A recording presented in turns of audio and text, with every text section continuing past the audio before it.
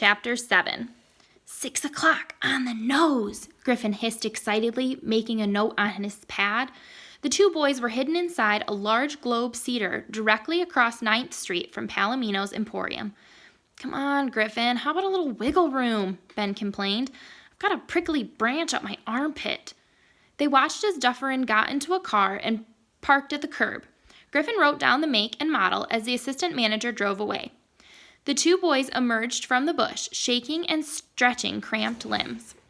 What do you think about the fence? Griffin mused. I think it's a fence around a locked store with a burglar alarm, Ben confirmed. Piece of cake. If you're made out of ectoplasm and can walk through walls.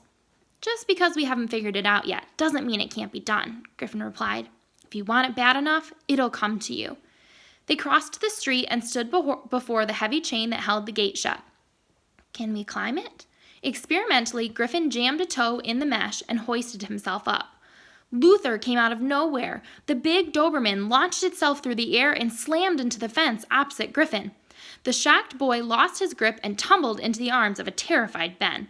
The two of them landed flat on their backs on the sidewalk. The monster clung to the mesh by its powerful teeth, snarling and growling.